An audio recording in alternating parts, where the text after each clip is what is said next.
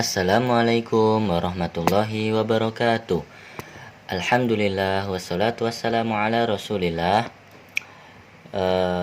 Apa kabar teman-teman? Sudah di hari ke-6 bulan Ramadan ini, kita harusnya semakin semangat dong dalam menjalani ibadah. Karena apa? Seperti yang kita ketahui, 10 hari pertama ini adalah 10 hari diturunkannya rahmat Allah kepada seluruh makhluknya di bulan Ramadan ini. Dan tahukah kalian teman-teman, Ramadan ini menjadi spesial karena apa? Karena syahrul Ramadan alladzi unzila fihil Qur'an, yaitu di dalamnya diturunkannya Al-Qur'an. Jadi dengan Al-Qur'an, Ramadan menjadi sayyidus suhur, menjadi penghulu para bulan. Maksudnya apa? Menjadi bulan yang paling istimewa.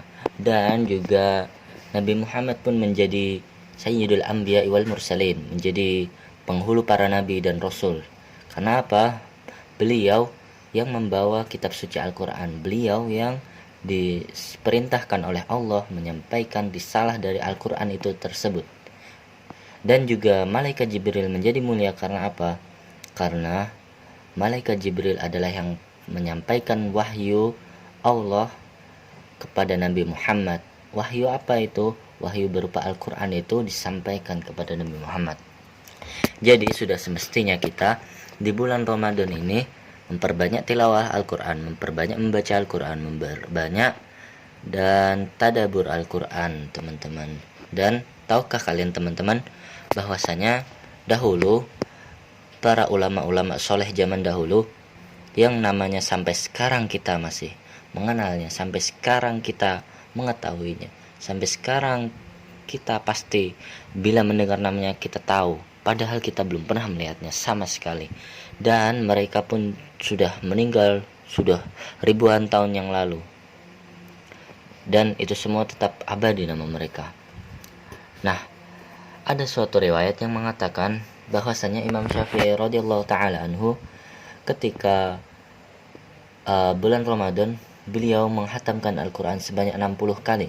Bisa dibayangkan teman-teman, sehari bisa hatam Al-Quran sebanyak 2 kali, karena di dalam Ramadan itu ada 30 hari, sehingga 60 kali hatam berarti sehari bisa 2 kali hatam Al-Quran. Masya Allah. Dan juga antusiasme para ulama ketika menyambut bulan Ramadan tidak main-main teman-teman. Jadi sebelumnya mereka telah mempersiapkannya dengan cara apa? Memperbanyak tilawah Al-Quran, memperbanyak zikir, memperbanyak wirid harian, agar ketika mereka telah berada di bulan Ramadan, mereka bisa fokus dengan Al-Quran saja. Dan juga ada perkataan menarik. Diriwayatkan dari Ibnu Abdul Hakam berkisah tentang Imam Malik radhiyallahu taala anhu. Ia berkata, apabila masuk Ramadan, biasanya Imam Malik meninggalkan membaca hadis dan majelis-majelis ilmu untuk mengkhususkan diri membaca Al-Quran dengan melihat mushaf. Katanya, ini kan bulan Ramadan, pasti ini kan bulan Al-Quran dong. Tidak pantas ada perkataan yang menyibukkan dari Al-Quran. Kurang lebih seperti itu teman-teman. Jadi ya, segala kesibukan kita, segala aktivitas kita sebulan ataupun beberapa hari sebelum bulan Ramadan, kita mulai kurangi dan kita mulai tambah intensitas kita dengan Al-Quran. Karena sebab Al-Quran itu kita menjadi mulia. Bagaimana teman-teman ingin menjadi mulia? Dekatilah Al-Quran, dekatilah pemilik wahyu itu, yaitu Allah, sehingga kita akan mulia bersamanya. Dan juga mengapa sampai ulama-ulama terdahulu begitu mengagungkannya Al-Quran itu? Karena bulan Ramadan ini sangat spesial sekali teman-teman. Segala amal ibadah kita dipermudah. Bukankah di bulan Ramadan kita lebih mudah membaca Al-Quran? Bukankah di bulan Ramadan kita lebih mudah untuk melakukan sholat malam, untuk melakukan sholat taraweh? Bukankah di bulan Ramadan kita lebih mudah melakukan amalan-amalan nawafil, bersedekah, dan lain sebagainya? Karena apa teman-teman? Karena fasilitas kemudahan itu teman-teman, kita harus memanfaatkannya dengan sebaik-baiknya. Dan juga dikisahkan bahwasanya Imam Ahmad bin Hambal apabila memasuki bulan Ramadan menutup majelis fatwanya dan duduk di masjid untuk berzikir dan membaca Al-Quran. Dan Az-Zuhri rahimahullah ta'ala anhu, apabila telah masuk bulan Ramadan, ia berkata, ini adalah bulan membaca Al-Quran dan bulan memberi makan. Orang-orang saleh itu tidak hanya menghatamkan Al-Quran melalui bacaan mushaf. Sebagian mereka biasa menghatamkannya dalam setiap 3 malam, ada yang setiap sepekan, dan ada yang setiap 10 hari, tergantung kemampuan kita teman-teman. Dan di tengah kondisi kita yang sekarang ini, saya yakin kita bisa lebih banyak membaca Al-Quran dan lebih banyak mengisolasi diri kita untuk berinteraksi dengan Al-Quran. Karena apa? Pandemi corona ini mengajarkan kita banyak hal teman-teman. Bila kita bisa mengambil sisi lain dari dampak buruknya. Karena tidak semua yang berdampak buruk itu buruk bagi kita. Karena boleh jadi sesuatu yang engkau benci itu adalah baik di sisi Allah. Maka dari itu, mungkin kita bisa melihat dari sisi bahwasanya dengan cara kita berada dalam kondisi social distancing seperti ini, berada dalam kondisi harus mengisolasi diri seperti ini, kita pasti lebih banyak lagi berinteraksi dengan Al-Quran. Kesempatan kita sudah terbuka lebar teman-teman. Tinggal kita mau memanfaatkannya atau tidak. Tinggal kita mau menjadi mulia atau tidak. Dan banyak sebenarnya teman-teman.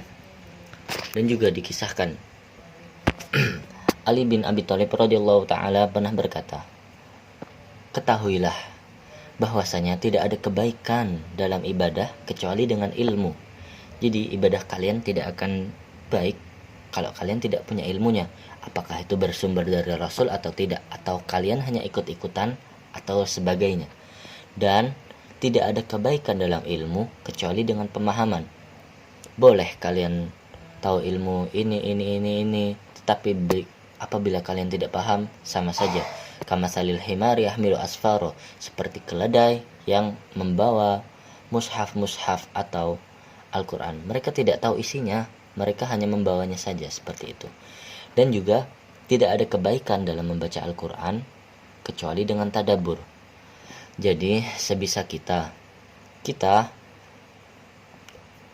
boleh membaca Al-Quran, tapi alangkah lebih baiknya bila kita disertai dengan tadabbur Al-Quran. Karena dengan kita tadabbur, kita akan mudah merenungi, mudah memikirkan mengapa ini bisa terjadi, mengapa alam ini seperti ini, mengapa, sehingga kita akan semakin yakin dan mantap akan keimanan kita kepada Allah Subhanahu wa ta'ala. Dan juga bulan Ramadan ini sebenarnya banyak teman-teman ulama-ulama yang sangat mengambil peluang dari bulan Ramadan ini. Dan juga ini ada lagi contohnya, yaitu Al-Aswad biasa menghatamkan Al-Quran di bulan Ramadan setiap 2 malam. Subhanallah, yang ada kita hanya jadi orang yang lalai dari Al-Quran di bulan Ramadan. Bukankah begitu? Dan juga ada seorang ulama di kalangan tabi'in yang bernama Qatadah bin Da'amah, yang menurut Imam Ahmad bin Hambal, Qatadah bin Da'amah radhiyallahu anhu rahimahullahu ta'ala anhu ini